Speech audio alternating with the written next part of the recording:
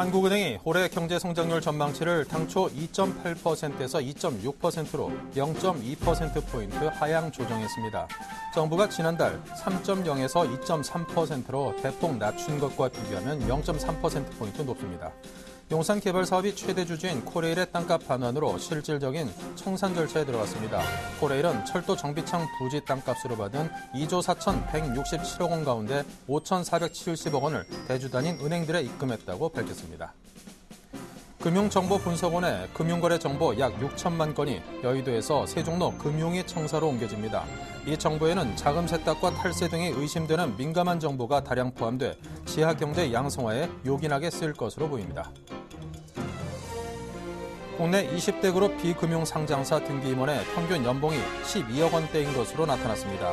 이들 회사 중 등기임원 1인당 5억 원 이상의 연봉을 지급하는 회사는 57%인 77곳에 이르렀고 평균 연봉은 13억 원이었습니다.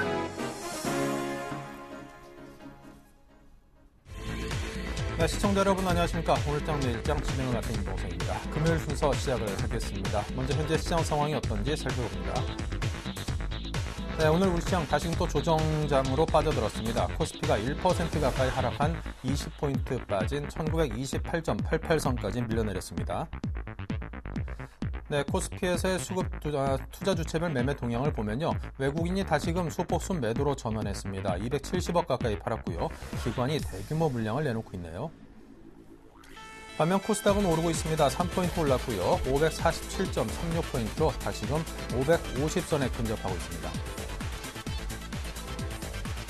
네, 역시나 외국인이 오늘은 코스닥에서도 180억 가까이 팔고 기관은 코스피와 반대로 860억 이상의 순매수를 보입니다. 원달러 환율은 2.6원이 오르면서 1131.7원입니다. 네, 코스피가 다시금 조정을 받고 코스닥은 강세장으로 접어드는 것을 예고라도 하듯이 다시금 상승을 하고 있습니다. 양시장의 흐름이 엇갈리고 있는 가운데 자, 오늘장 내일장 일부 주요 내용들부터 소개해드리죠. 애널리스트에게 듣는다 최재식 팀장과 함께합니다. 대형주 대신 중소형주에 그리고 국내 채권 비중 확대는 좀 자제할 필요가 있다는 의견을 듣고요. 김영진 대표의 이슈 진단, 어닝 시즌에 돌입해서 신고가와 신저가가 공존하고 있는 현상을 분석합니다. 또 실적 호전주, 이익 실현 타이밍을 관찰해보자고요. 네, 그리고 다음 주를 노려라 박연인 전문가와 함께하고요. 외국인 매수세 전환의 기대 가능성에 대해서 논하겠습니다. 자, 그리고 태양절 전후에서 북한발 리스크가 소멸될 가능성이 높다고 합니다. 자, 추경과 관련해서 경제부양 효과 기대감에 대해서 듣겠습니다. 7일간의 수익 다이어리 박지훈 차장의 다날입니다. 네, 어제 옵션 만기 금리 동결 등등 좀 굵직한 이벤트들이 있었는데요. 자, 우리 시장 오늘 동요감이 좀 있죠. 21포인트가 빠졌습니다. 종합주가지수. 반면 코스닥은 오르고 있고요. 다시금 중소형 실적주에 대해서 선호도가 좀 높아지는 양상으로 흘러간 결과가 아닌가 싶습니다. 대신증권 컨설팅랩의 최재식 팀장을 연결하겠습니다. 안녕하십니까? 네, 안녕하십니까? 네, 먼저 오늘장 특징부터 점검해 볼까요? 네, 전체적으로 이제 소재 산업재 실적 부진이 영향을 많이 크게 작용하고 있고요.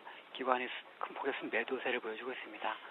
올 들어서는 외국인들 선물 순매도 확대가 영향이 커지면서 지수가 20포인트 이상 밀린 상태가 되겠고요.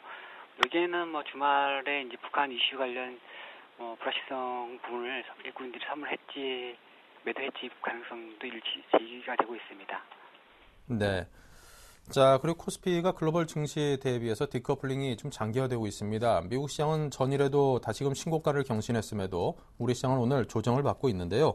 자, 산업별로 디커플링 덫에 걸린 국내 증시에 대한 대응 전략은 무엇일까요? 네, 일단 글로벌 경제 자체가 상당히 저성장이 전개되고 있습니다. 예를 들어서 2007년도만 해도 5%의 세계 경제 성장률이었는데 올해는 한 3% 정도 성장률밖에 안 됩니다. 그래서 그 이후로 5년이 상당한 시간이 지났지만 저성장 국면이 이어지고 있는 상태에서 국내에는 경쟁국이 되는 일본이 엔저를 통해서 이제 부활을 시도하고 있는 부분, 그리고 외국인들 자체적으로 또 그 증시에서 경기 사이클 관련 주식들을 비중 축소하는 영향이 많이 커지고 있습니다. 그래서 소재 산업재들은 수급도 문제되지만 기업 실적 자체도 부진해서 최근에 GS건설 쇼크라든지 STX 그룹 쇼크를 만들었습니다. 그래서 대신에 소비재가 많이 두각이 되고 있는데 IT 소비재라든지 뭐 음식료, 기타 뭐 서비스 뭐 이런 부분들이 두각이 되고 있습니다. 그래서 아무래도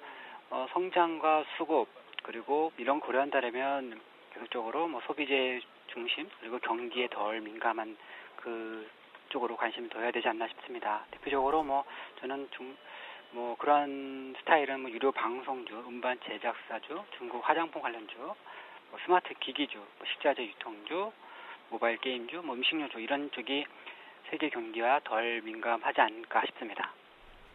네. 자, 그리고 대형주보다는 좀 중소형주를 주목해야 될 시점인 듯합니다. 오늘 시장의 움직임을 봐서도 그렇고요. 주목해 볼 만한 중소형주 어떤 것들을 꼽으시는지요? 네. 일단 뭐 그 5월달에 박근혜 정부 자체는 뭐 벤처기업 활성화 방안도 내놓을 것이고요.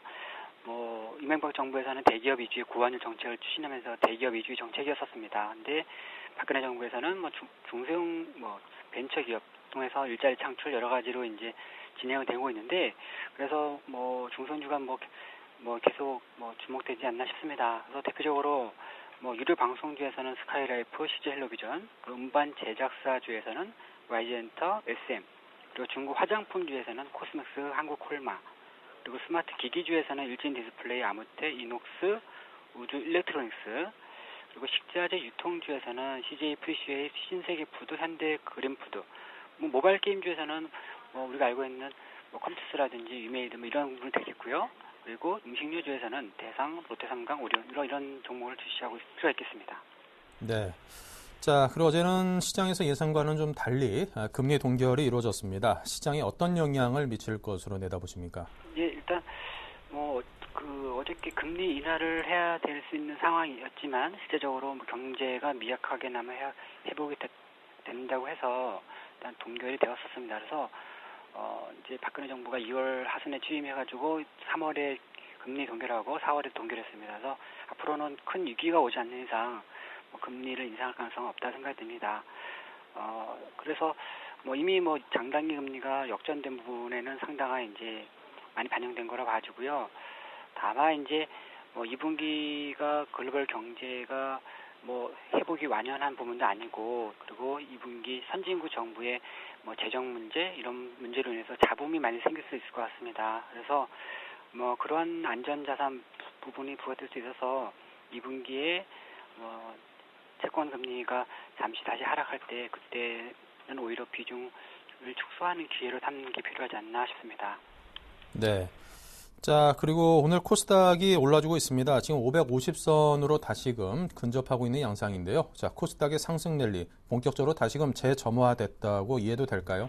예, 뭐 전체적으로 뭐 큰 그림은 뭐 올해는 그 중소형주를 뭐 꾸준하게 보셔도 되지 않나 싶습니다. 뭐 지금 상태에서는 뭐 외국인 수급이 이제 뭐 불안하고 또 기관이 코스닥을 안 사주면 뭐 또 코스닥도 흔들리고 이런 양상이 보여져서 단기적인 이런 변동성 부분에서는 약간 불안정은 하지만 큰 그림에서는 대형주보다는 중소형주가 낫다는 생각을 갖고 있습니다.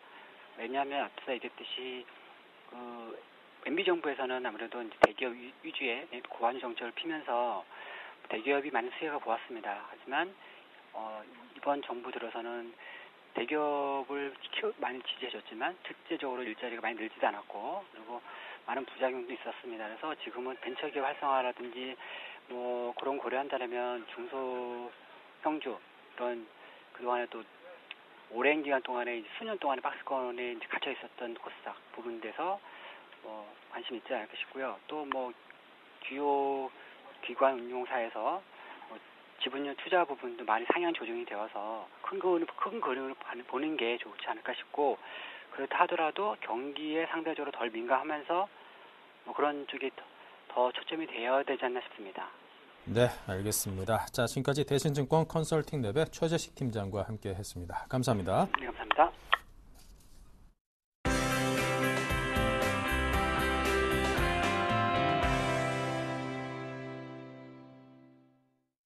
네, 다음 주 우리 증시는 과연 어떤 방향으로 어떤 양상으로 흘러갈지 전망해 보겠습니다. SPM의 김형진 대표 연결합니다. 안녕하세요. 예, 네, 안녕하십니까? 네, 이 금리도 동결되고 GS건설 등 이제 건설업종의 실적 쇼크도 있었고 수많은 이벤트들이 있었습니다. 자, 이번 주 초반 증시가 상당히 급락을 했음에도 불구하고 이제 반등을 좀 코스닥을 기준으로는 시도하는 그런 느낌인데요. 자, 기술적으로 흐름 점검부터 해볼까요? 예, 그렇습니다. 코스닥은 반등을 좀 아직도 하고 있고, 코스피 같은 경우는 반등을 시도하다가 밀려버리는 그런 좀 아쉬운 모습이 나타나고 있다, 이렇게 봐야 될 것 같습니다. 상승 추세로 전환했다, 이렇게 보기에는 약간 좀 이르다, 이렇게 봐야 될 것 같고요. 주 중반에 1901포인트를 저점을 기록을 했죠. 그 당시가 이격 침체권까지 들어간 그런 상황이었습니다. 거의 과매도권이다, 이렇게 봐야 되는데 21 이격도가 96까지 떨어지고 볼린저 밴드 하단선이 그 당시에 1920포인트대였기 때문에 상당히 침체권, 과매도권까지 들어갔다가 반등이 나왔다, 이렇게 봐야 되겠죠. 결국 나올 만한 자리에서 나온 모습이다, 이렇게 보자는 그 말씀을 드린 것이고요. 일단 기존 추세선으로 복귀를 시도를 하고 있는데 오늘 고점을 보면은 1956포인트까지 올라갔었죠. 1차 반등 목표치를 1960포인트로 보자고 했었던 이유가 이 21선이나 121선이나 여러 가지 저항선들이 밀집한 지수대가 지금 1960포인트입니다. 그게 지지난주에 말씀을 드렸지만 그게 그 당시하고 지금하고 그다지 큰 차이가 없는 것이죠. 21선이 1963포인트에 있고 오늘 고점 1956포인트하고 가장 밀접한 그런 저항선은 일목균형표의 전환선하고 기준선이 1951포인트하고 1957포인트에 있죠. 여러 가지 이런 저항선들이 있기 때문에 아무래도 1950, 60포인트 이쪽 저항대는 우리가 어느 정도 인식을 해야 될 것이다, 이렇게 말씀을 드리겠고요. 만약에 지금 기록하고 있는 1930포인트대 지수대 여기를 넘어서서 추가적으로 상승을 한다 하더라도 인덱스 성격의 투자의 경우에는 현금 확보 기회를 좀 볼 필요가 있겠다, 이렇게 말씀을 드리겠습니다.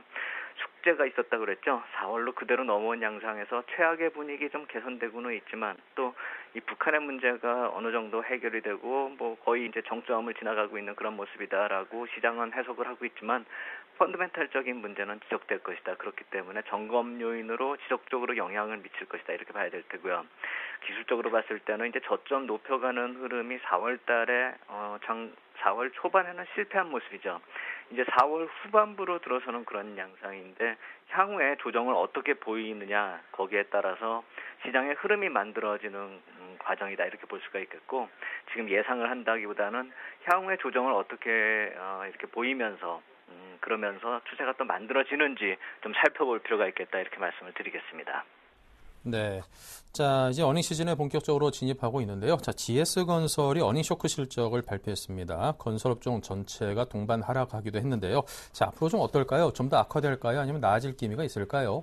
지금은 이제 극단적인 차별화되는 모습이 좀 더 심화될 것이다. 어닝 시즌에 그래 왔었던 모습 중에서 지금은 더한 모습이 나타날 것이다, 이렇게 봐야 될 것 같습니다. 말씀하신 대로 건설업종 같은 경우가 극단적인 이 차별화가 되는 그런 모습의 대표적인 흐름이다, 이렇게 볼 수가 있겠죠.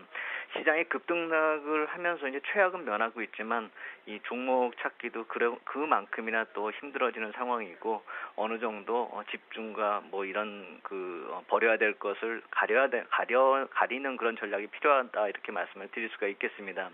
이번 주 중반부터 나타난 반등, 오늘까지 치면은 오늘도 반등이라고 치면은 한 3일 동안 나타난 그런 모습인데 오늘 12시까지의 흐름을 놓고 보면 업종 흐름을 놓고 봤을 때 종합지수가 1% 약간 좀 오르는 그런 모습에서 의약이나 음식료나 종이업종 이쪽이 불과 3일 동안에 이틀 반나절이죠.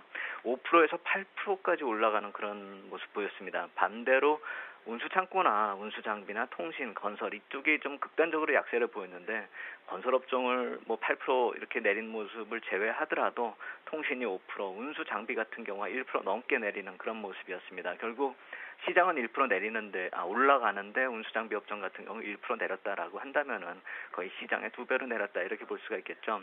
수익률 편차가 상당히 크다, 이렇게 볼 수가 있겠고요. 또 시장의 주도 업종이라고 할 수 있는 종목 업종 같은 그런 경우도 힘을 못 쓰고 있는 그런 차별화가 나타나고 있다는 점을 좀 살펴봐야 될 것입니다. 이 흐름을 놓고 보면 어제 오늘 나타났었던 그런 흐름에서 보면은 시장이 어느 정도 일부러 외면하던 그런 사실이 현실로 나타나는 것이 아닌가, 또 후유증을 또 그래서 나타나고 있는 것이 아닌가라는 그런 생각들도 드는데요. 건설업종뿐만이 아니라 다른 업종에서도 지금 그러한 업종들 실제로 어떤 실적 개선이 나타나지 못하고 있는 그런 상황에서 정책이나 어떤 기대감만으로 버티는 종목들이 있다 이렇게 생각이 되는데 그런 업종들 같은 경우도 어느 정도 리스크가 지금 존재하는 상황이다 이렇게 생각이 되고 그런 업종이나 종목들이 지금 극단적으로 차별화가 나타나는 쪽에서 좀 안 좋은 쪽에 속해 있다라는 쪽을 좀 생각해 볼 필요가 있겠다 이렇게 생각이 됩니다. 이 건설 업종 같은 경우는 그동안에 버팀목으로 작용이 됐었던 그 해외 부문의 성장성 기대감이 이제는 거꾸로 작용되는 그런 상황이죠. 최근에 이제 부동산 대책으로 좀 어느 정도 급등하던 그런 양상을 사실 좀 뭐라고 좀 해석하기가 난감한 그런 상황이었는데 이제는 그 국내적으로 불거지는 그런 한마디로 내후외환 그 자체 업종이다 이렇게 생각이 되고요. 그러한 비슷한 업종들에 있어서는 주가가 지금 나타내고 있다. 거의 박스권 하단 쪽으로 떨어지거나 신저가에 들어가기 직전에 있는 그런 종목들이나 업종들에 있어서는 좀 주의를 할 필요가 있겠다 이렇게 생각이 됩니다. 이 글로벌 산업 구조 조정 측면에서 놓고 봤을 때 우리나라가 이렇게 자체적인 정책으로 해결할 수 있는 문제가 있고 또 어떤 큰 트렌드를 받아들일 수밖에 없는 그런 업종도 있기 때문에 업종의 문제는 그러한 관점에서 좀 볼 필요가 있겠다 이렇게 생각이 되고요. 실전 투자 관점에서 놓고 본다면은 이 폭락이 기회가 되는 주식이 과연 어느 부류일까 여기서 답을 구해야 될 것이다 이렇게 생각이 됩니다. 왜냐하면 오늘도 반등을 하다가 지금 시장이 내려가고 있는데 또 다음 주 초에도 뭐 조정이 나타날 수도 있는 그런 상황이기 때문에 실전 투자에서는 이 폭락이 기회가 되는 주식이 과연 어느 부류일까 여기에 대한 답을 구하고 향후에 좀 접근할 필요가 있겠다 이렇게 생각이 되는데 최근에 폭락을 보인 경우가 이 두 부류가 있다라고 생각이 됩니다. 한 부류는 이 실적 호전주 쪽이다 이렇게 생각이 되고 어제 오늘 급락하는 건설업종이 또 하나 이 대표적으로 상징성을 가지고 있다 이렇게 생각이 되는데 지난주 중반에 이 시장 분위기 악화되면서 그동안 버텨왔었던 실적 후전주가 급등의 양상으로 주초에 좀 큰 조정을 보였었죠. 그리고 어제 오늘 이제 건설업종이 조정을 보이는데요. 이 조정 이후에 회복되는 양상을 보면 답이 나올 것이다 이렇게 생각이 되는데 주초에 보였었던 실적 후전주 빠르게 회복을 하고 있는 그런 모습 보이고 있습니다. 오늘도 그러한 내수 관련주들이 빠르게 회복을 하고 있는 그런 모습인데 이 어닝 시즌에는 그러한 속도가 더 빨라질 수 있다라는 점 또 어떤 실적이 뒷받침되지 못하는 그런 경우에는 이 반등을 하지 못하고 좀 미약하게 반등을 하더라도 미약한 그런 수준에 머무를 그럴 가능성이 크다라는 그것도 한번 생각을 해봐야 됩니다. 그렇기 때문에 오늘 같은 경우 건설업종이 뭐 추가적으로 하락하고 있는 그런 모습 속에서 이쪽이 좀 싸 보인다 이런 식으로 생각해 볼 것이 아니라 한번 반등하는 모습을 지켜본 이후에 그 다음에 접근을 해볼 필요가 있지 않을까 좀 조심스럽고 보수적인 접근이 필요하겠다 이렇게 말씀을 드리겠습니다. 네, 좀 일성이 급락으로 좀 싸 보인다라고 무조건 접근하기는 아직까지도 좀 위험하다 이런 느낌으로 말씀을 주셨습니다. 자, 어닝 시즌을 맞아서 이렇게 극단적으로 어떤 실적들이라든가 주가라든가 이렇게 차별화되는 이런 양상 조짐이 보이고 있지 않나요?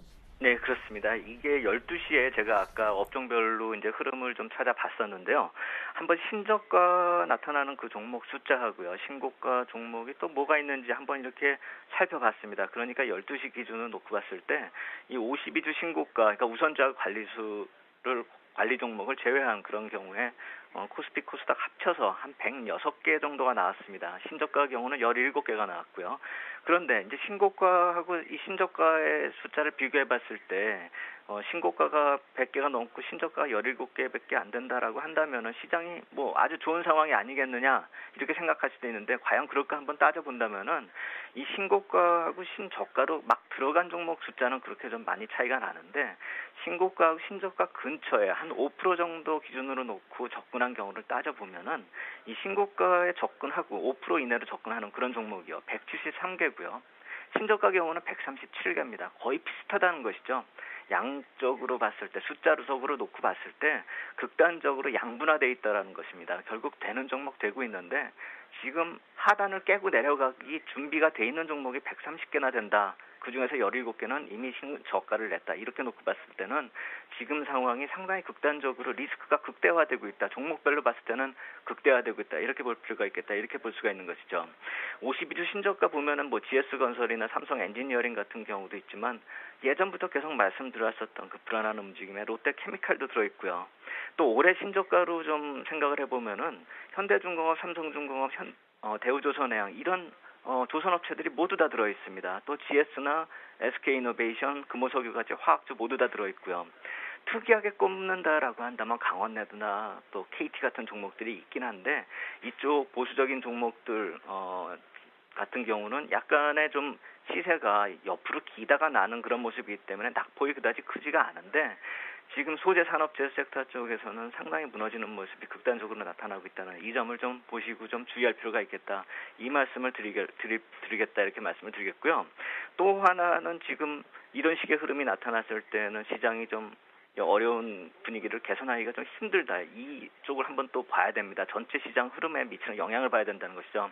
왜 그러냐면은 단순하게 생각해봐도 이렇게 묶이는 자금들이 생긴다는 것, 결국 신저가로 들어간 종목들은 자금의 선순환보다는 악순환으로 좀 확산될 수 있는 그런 모습이고 그러한 종목들, 대기하고 있는 종목들의 자동차 업종도 이제 신저가 바로 직전에 있다는 점을 놓고 보면 시가총액 상위 종목이 묶여버릴 경우에는 시장에 좀 많이 악영향을 미칠 수가 있다 이렇게 생각이 됩니다.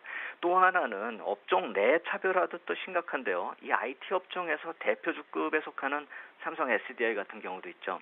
이 경우도 거의 신저가 흐름입니다. 참 이러한 경우를 놓고 보면 같은 업종 내에서도 참 힘들어지는 경우가 있겠다 이런 생각이 드는데 IT 업종 내에서도 이게 스마트 업종 쪽으로 좀 더 세분화시킬 필요가 있지 않을까라는 생각이 들고요. 결국 이런 전체적인 차별화가 종목별로 나타나고 업종별로 나타나는 그런 상황 속에서 놓고 보다 보니 이 중소형주나 코스닥 종목에 좀 한정해서 투자를 할 수밖에 없는 그런 상황인데 이 자산이 좀 큰 투자자 같은 경우는 사실 그게 쉽지가 않죠. 너무 큰 비중을 그쪽으로 갈 수가 없는 것이 현실적인 문제고 사실 투자 원칙도 어기는 그런 일이기 때문에 지금 전체적인 시장 흐름을 놓고 봤을 때는 중소형주가 움직이고 신고가 내는 종목이 그나마 몇 개 있다라고 해서 시장을 투자하기가 좋다 이렇게 표현하는 것은 좀 말이 지나치다 이렇게 생각이 되고 전체적으로 놓고 봤을 때 투자할 수 있는 종목이 한정적이기 때문에 시장 분위기가 안 좋다 이렇게 보는 게 맞겠다 이렇게 말씀을 드리겠고 이 IT 업종 위주의 전략이 예전에도 말씀을 드렸듯이 절름발이 양상이 계속 지속되는 그런 상황이기 때문에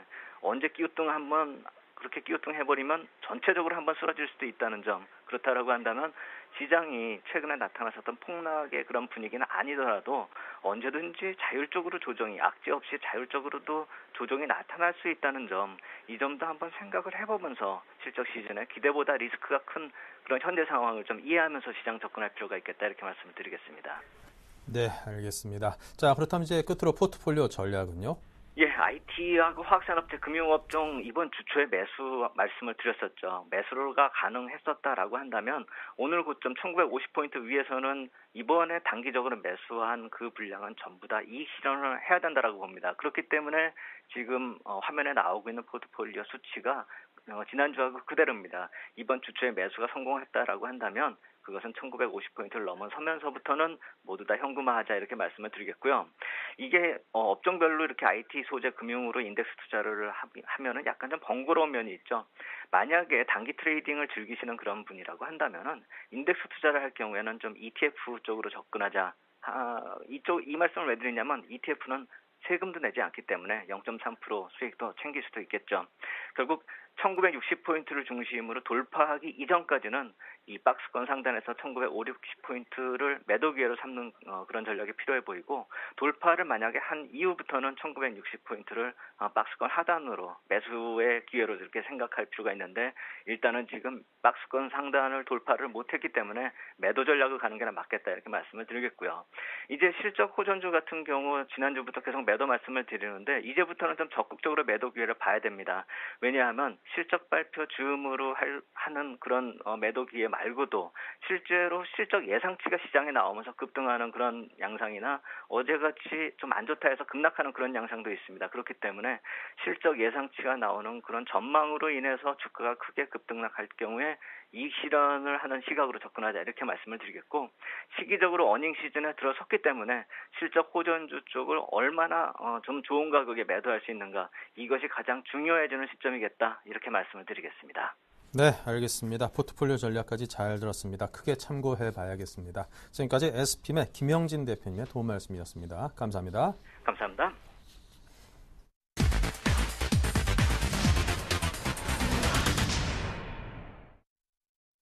네, 오늘장 마감 전략에 대해서 들어보고 다음 주 일정과 또 전략을 함께 세워보겠습니다. 다음 주를 노려라 코너 JB스탁의 박영인 전문가를 모셨습니다. 어서 오십시오. 네, 안녕하세요. 네. 자, 한은에서는 이제 금리를 동결했고 또 건설업종에서는 조금 전에 들은 것처럼 굉장히 안 좋은 실적들을 발표했습니다. 우리 증시가 또 이런 실적 쇼크라는 소식이 전해졌음에도 불구하고 그거에 비해서는 또 상대적으로 그나마 잘 버텨주고 있는 양상인데요. 자, 이런 상황에서 외국인의 매수세가 돌아오고 있다. 이런 소식도 들리고 있습니다. 외국인의 순매수세의 전환 언제쯤으로 본격적으로 가능할 것으로 기대해봐도 될까요?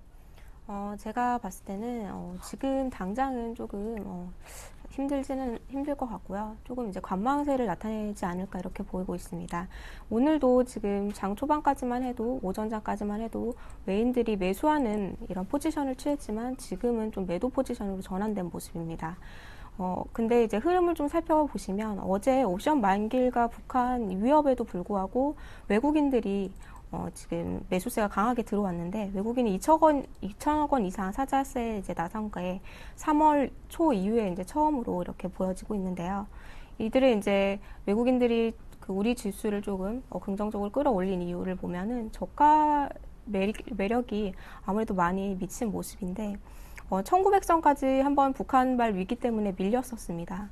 그때 이제 그런 지지를 해주고 코스피 지수를 보시면은 그동안 이제 그 1900선까지 밀렸다가 그 당일에 그동안 좀 지지선을 보여주었던 1920선까지 회복을 해주면서 마무리를 해주었고 그러고 나서 바로 반등세를 이어갔습니다.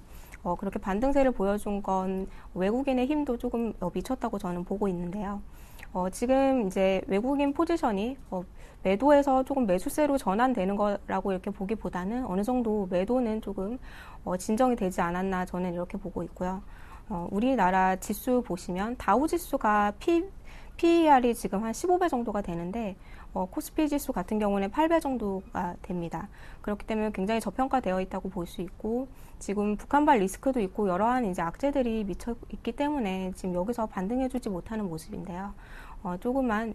조금 긍정적인 소식들만 조금 나와준다면 여기서 바로 좀 반등이 나와주지 않을까 이렇게 보고 있어서 외인들의 매수는 어느 정도 좀 북한발 리스크가 좀 물러가고 나서 이렇게 좀 본격적으로 들어오지 않을까 저는 이렇게 보고 있습니다. 네. 자, 오늘은 금요일입니다. 이제 다음 주 전략에 대해서 고민을 해야 될 텐데요. 다음 주 투자 전략 어떤 걸로 세워볼까요? 다음 주 투자 전략을 조금 제시를 해드리면, 저는 좀 긍정적으로 언제나 좀 긍정적으로 좀 지수를 바라봤었습니다. 지금도 좀 저도 여전히 긍정적으로 바라보고 있는데요. 지수가 계속적으로 좀 조정 흐름을 이어가고 있지만 이러한 조정이 상승 흐름 속에서 좀 조정이 아닐까 이렇게 보고 있고요. 이게 하락 기조는 아니라고 저는 이렇게 보고 있습니다. 해외 증시 보면은 지금 그 경기지표 호조세로 인해서 계속적인 상승 흐름을 이어가고 있습니다. 근데 우리나라는 지금 북한발 리스크도 있고 환율 문제도 있고 여러한 이제 대내적인 악재들이 조금 미치는 모습이기 때문에 지수가 힘을 받지 못하고 있는 상황인데요. 지금 좀 여전히 좀 저평가 구간이고 해외 증시가 좋아지고 있다는 건 경기가 어느 정도 살아나고 있다는 거고 우리나라도 지금 추경 발표도 지금 추경 예산도 이제 발표 예정 중에 있습니다. 그렇게 된다면 좀 경기 부양에 힘을 쓸 거라고 보고 있고, 우리나라 지수가 지금 뭐 고점이 아니기 때문에 여기서는 분명히 2000선 이상까지도 그 하반기까지 본다면 그렇게 좀 올라갈 수 있다고 보입니다. 그래서 이번 주 좀 전략을 좀 제시를 해드리면, 1900선까지 한번 좀 코스피가 지지선을 조금 하방 경직성을 좀 보일 것으로 보이고 여기서 한번 다시 반등을 나줄 거로 보이고 코스닥 같은 경우에는 오늘도 좀 견조한 흐름을 이어가고 있습니다. 그래서 코스피보다는 좀 코스닥이 강한 흐름을 이어지지 않을까 이렇게 저는 보고 있고 지금 이제 다음 주도 좀 변동장이 이어질 거라고 저는 보고 있지만 북한발 리스크가 어느 정도 좀 완화되고 있는 모습입니다. 그렇기 때문에 너무 걱정할 이런 필요는 없다고 보고 있고 그렇기 때문에 이제 상승 추세에서 지금 좀 그동안 실적이 좋았는데 북한발 리스크로 한번 급락이 나왔던 종목들을 여전히 이제 매수할 수 있는 기회라고 저는 보이고요. 그렇기 때문에 이제 지금 실적이 좋은 IT주 같은 경우에는 여전히 외인들이 계속 들어와주고 있습니다. 그렇기 때문에 IT주들 여전히 긍정적으로 볼 수 있고, 그리고 이제 정책 수혜를 받을 수 있는 미디어 콘텐츠 관련 이런 종목들도 굉장히 좋게 볼 수가 있습니다. 지금 CJ 헬로비전이나 오로라, 스카이라이프 같은 종목들 여전히 좀 조정 시에 매수 가능한 종목이니까 좀 지켜보시면 좋을 것 같습니다. 네, 자 이어서 다음 주 어떤 일정들을 체크해야지 또 주식시장에 가장 효율적으로 대응할 수 있을런지 그 일정에 대해서 들어보죠. 15일에는 김정인 생일인 북한 태양절이 있고, 그리고 16일에는 지금 추경 예산안 발표 정부안을 제출할 국무회의가 준비되어 있습니다. 네. 자, 이 두 가지 일정을 말씀을 해주셨습니다. 이제 북한에서 뭐 김일성 생일, 그들은 이제 뭐 태양절이라고 부르는데 우리가 뭐 그렇게까지 얘기할 필요는 없을 것 같고, 이제 김일성 생일이 이제 있습니다. 그 날을 좀 전후해서 기념해서 미사일 발사를 하지 않겠는가, 이런 예상이 있어서 상당히 좀 지금 중요하게 보는 변수로 생각을 하는데요. 자, 어떤 전망을 갖고 계십니까? 북한발 리스크가 여기서는 조금 이 15일 전후로 조금 마무리가 되지 않을까, 저는 이렇게 보고 있는데요. 지금 북한 그 미사일을 원래 10일에 쏘지 않겠느냐 이렇게 조금 예상이 됐었는데 쏘지 않았고, 어제만 해도 지금 속보가 들어온 거 보면은 뭐 북한이 미사일을 세웠다 뭐 이런 속보들도 나왔었는데, 그런 걸 보면 지금 미사일의 그런 그 위치를 계속적으로 바꿔가면서 혼란을 주고 있는 모습입니다. 그렇다고 하는 건 지금 북한도 지금 불안하다는 거를 이렇게 좀 보여주는 거라고 저는 보고 있고요. 만약에 본인들이 정말 저희를 이렇게 협박을 하거나 이런 추세로 간다고 하면은 이렇게 시끄럽게 소리를 내면서까지 하진 않을 것 같고요. 좀 본인들이 취하고 싶은 걸 취하려다 보니까 좀 이렇게 목소리를 내면서 좀 시끄럽게 만드는 것 같은데, 이제 그렇기 때문에 북한 미사일은 안 쏠 가능성이 저는 높다고 좀 보이고, 쏘더라도 좀 어느 정도 그 위험을 감수하면서까지 그런 안 좋은 상황을 만들지 않을 거라고 보고 있고요. 그렇기 때문에 지금 박근혜 정부가 어제 이제 대화를 제시를 하면서 먼저 조금 손을 내밀었습니다.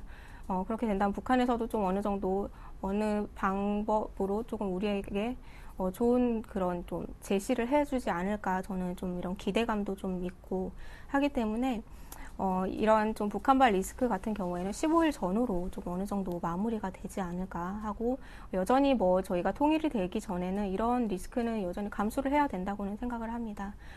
그렇기 때문에 이런 리스크들은 이제 그동안 학습이 되었던 거니까 단기적인 좀 하락이라고 보이고, 그런 하락 시에 오히려 조금 증시가 좀 상승 흐름을 이어갈 때 하락이라고 한다면 좀 이게 기회가 되지 않을까 보고 있어서 좀 그런 식의 좀 긍정적인 흐름으로 좀 보셔도 될 것 같습니다. 네. 자, 다음 일정으로 바로 그 다음 날 4월 16일에는 국무회의가 예정되어 있습니다. 이 자리에서 부동산 종합대책이라든가 추경 규모 등등 상당히 세부적인 내용들이 발표될 가능성이 큰데요. 자, 오늘 새누리당에서는 추경 규모 20조 원 넘지 않을 것이라고 했습니다. 하지만 좀 지켜봐야겠죠. 어떤 예상을 하고 계십니까? 그 추경 예산 보면, 예상을 해보면 한 15조 원 내에서 이제 내외에서 좀 이뤄질 것으로 이렇게 보고 있는데요. 지금 이제 원래 그 추경 예산안이 이번 주에 발표되기로 했었는데 좀 미뤄진 것 같습니다. 오는 16일 국무회의 의결을 거쳐서 국회에 이제 정부안을 제출을 한다고 하는데, 이때 어느 정도 좀 그 투자를 할 것들에 대해서, 업종들에 대해서 좀 가시화가 될 것 같고요. 4월 임시국회에서 처리가 된다면 경기 부양 기대감이 작용할 수 있는 그런 환경이기 때문에 좀 지금 미뤄진다는 이야기들도 있는데, 미뤄지게 되면은 좀 기대감이 반감이 될 수 있습니다. 그렇기 때문에 이번에 조금 그런 추경 예산안이 좀 발표가 되지 않을까 이렇게 보고 있고, 추경 규모는 아까 말씀드렸듯이 한 15조 원 내외가 되지 않겠느냐 이렇게 보고 있고, 여기에 좀 예산안에 좀 집중이 되어 있는 게 지금 창업이나 지금 중소기업들을 좀 살리려는 이런 상생 정책을 쓰고 있습니다. 그렇기 때문에 그런 이제 중소기업들의 좀 지원이 좀 예상이 되고, ICT나 이제 부동산 대책 등에서도 좀 업종들이 어느 정도 좀 이제 상승 기조로 이어가지는 않더라도 그래도 주목을 받을 수 있는 이런 업종들이니 좀 지켜보시면 좋을 것 같습니다. 네. 자, 이렇게 해서 일정에 대한 전망과 그다는 또 우리가 고민해야 될 부분들에 대한 이야기를 들어봤고요. 자, 계속해서 포트폴리오에 넣을 만한 신규 추천 종목 어떤 기업을 준비하셨습니까? 제가 오늘 가지고 나온 종목은 좀 우상향 중인 종목을 가지고 나왔는데요. 네. 바로 화인텍이라는 종목입니다. 이 종목 같은 경우에는 수급을 보셔도 굉장히 외국인과 기관들이 매수를 해주는 긍정적인 흐름 이어주고 있고요. 제가 그 실적주들을 좀 긍정적으로 보셔라 이렇게 말씀을 드렸었는데, 이 회사 같은 경우에는 지금 뭐 어닝 서프라이즈가 기대가 되고 있는 회사입니다. 1분기 매출액이 전년 동기 124% 상승이 예상이 되고 있고, 영업이익도 지금 큰 폭으로 상승하는 333% 정도 아마 그 증가할 거다 이렇게 전망이 나오고 있습니다. 여전히 좀 굉장히 긍정적으로 볼 수 있는 종목이고, 1월에 수주 잔고도 5,164억 원이라고 하니까 수주 잔고도 지금 많이 지금 안에 있고, 그리고 지금 어닝 서프라이즈도 기대가 되고 있고, 차트상으로도 우상향 중이고, 여전히 이제 그 수급도 견조한 흐름이기 때문에 이 종목 관심 가져보시면 굉장히 좋을 것 같고요. 지금 오늘도 조금 한 3% 정도 상승을 하다가 그 오후장에 좀 밀리는 모습인데요. 한 5일선까지도 한번 조정은 받을 수 있다고 이렇게 보입니다. 그렇기 때문에 5일선으로 한번 조정이 나올 때 한번 매수해 보시는 거 좋을 것 같고요. 현재가도 여전히 좀 매수는 가능하지만 5일선에서 좀 매수해 보시는 게 더 유효하다 이렇게 보고 있기 때문에 비중은 한 15% 정도로 매수를 한번 해 보시고요. 그리고 손절가는 지금 한 7,700원 정도로 121선 7,700원 정도 제시를 해드리고, 목표가는 11,000원으로 제시를 해드리도록 하겠습니다. 네, 목표가 11,000원, 손절가 7,700원, 매수가는 현재가 즈음에서 잡아주셨습니다. 자, 이어서 지난 포트폴리오 살펴보죠.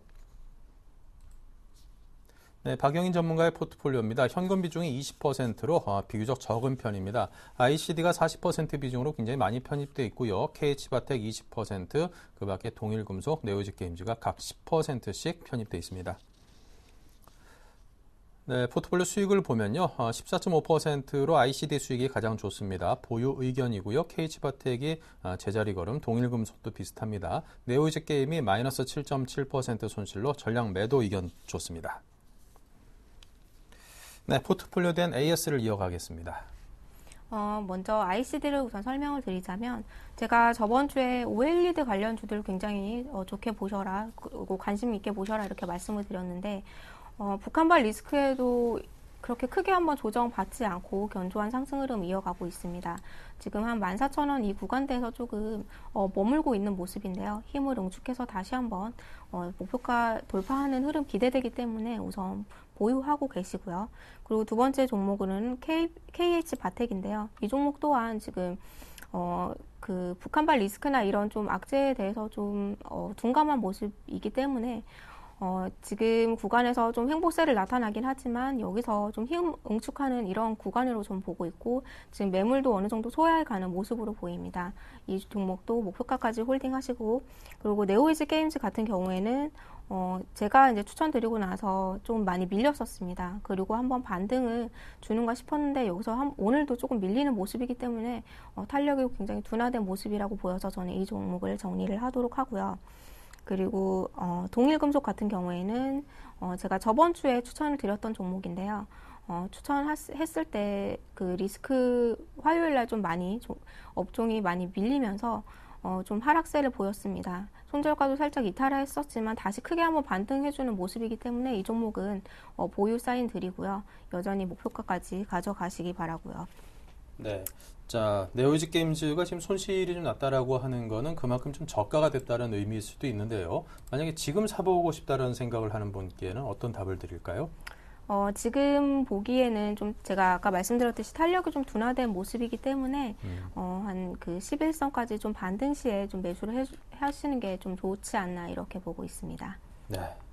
많이 빠지긴 했습니다만 상승 탄력 자체가 좀 둔화되어 있는 모습이기 때문에 좀 더 좀 추이를 지켜보자 이런 답을 드렸으니까요. 참고하시기 바라고요. 자, 동일금속까지 포함한 포트폴리오 공개하면서 박영인 전문가님과는 여기서 인사 나누겠습니다. 감사합니다. 네, 감사합니다.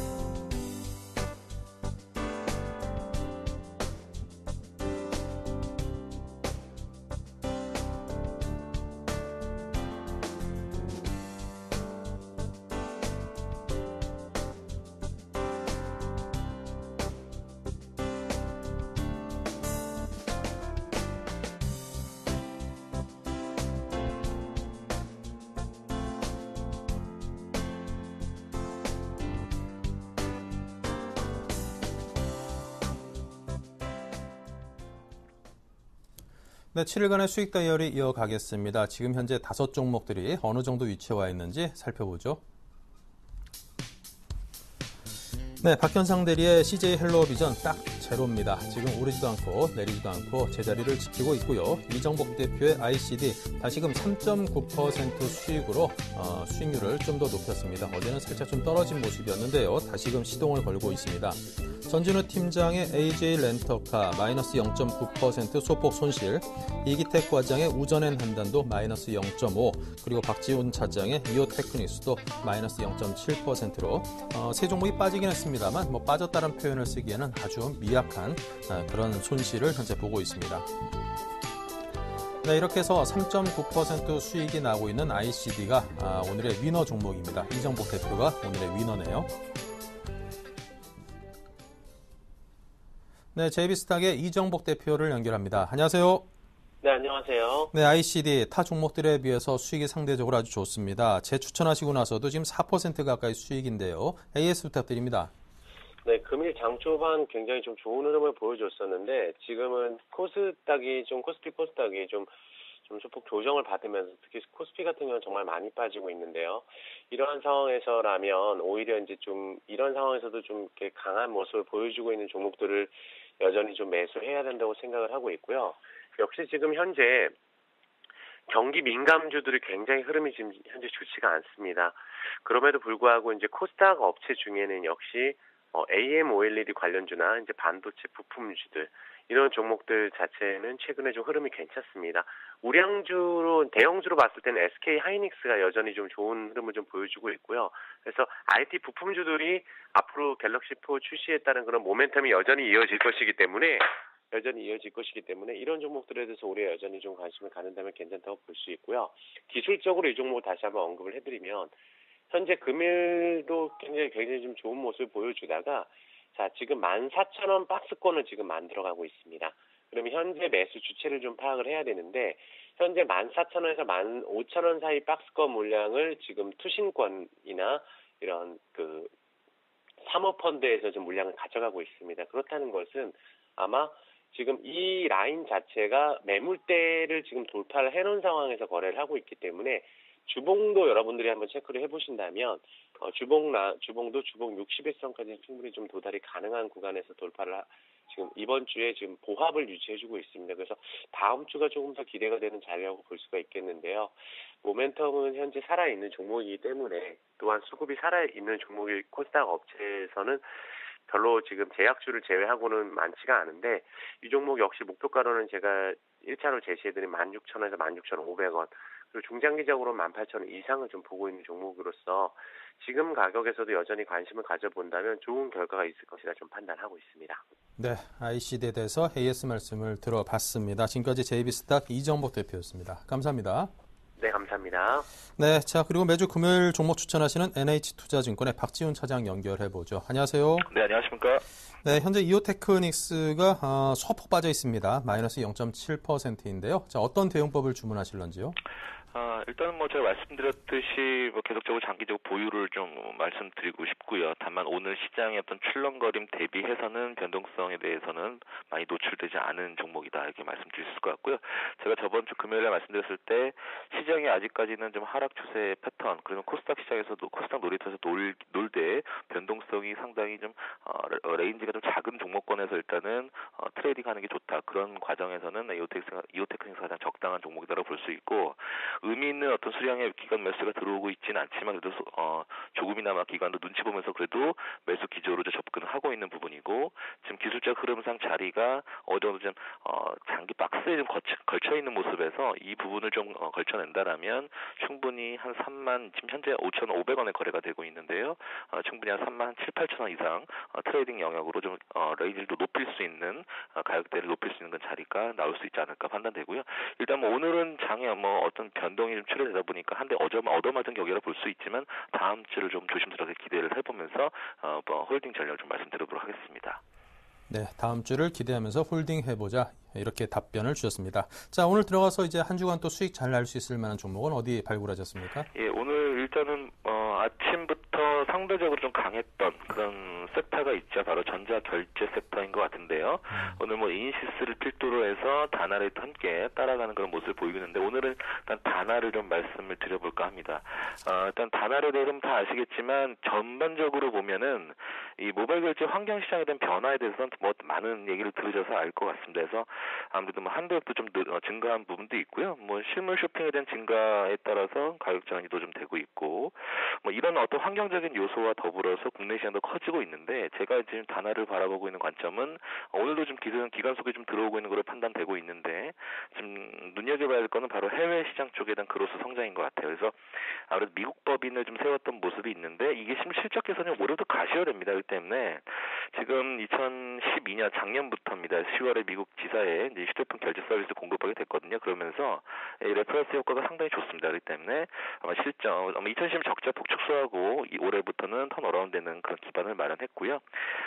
그동안 주가라는 측면이 보통 해외 법인이 있었을 경우에 해외 법인에서 적절했던 부분이 바로 턴어라운드되는 그 원년의 해가 주가 상승 탄력이 가장 높게 되는 그런 시점으로 판단되고 있거든요. 그래서 자리도 상당히 부담이 없는 자리고요. 일단 상당히 가격 조정도 기간 조정과 함께 잘 이루어졌던 부분이 있기 때문에 지금 121선에서 어떤 공방전이 있고 있지만 충분히 이 자리에서는 매수에 대한 가담을 하셔도 무리가 없을 듯 싶습니다. 그래서 오늘은 어찌할 수 없이 다소 꼬리가 좀 윗꼬리 좀 달렸던 모습이 있지만 기관 수급의 어떤 그런 추세적인 어떤 흐름들이 좀 유입되는 것을 기대해보면서 다음 주 전략으로 다나를 좀 말씀드려볼까 합니다. 그래서 목표가는 15,000원 잡고요. 손절 라인은 11,800원까지 제시를 해드리도록 하겠습니다.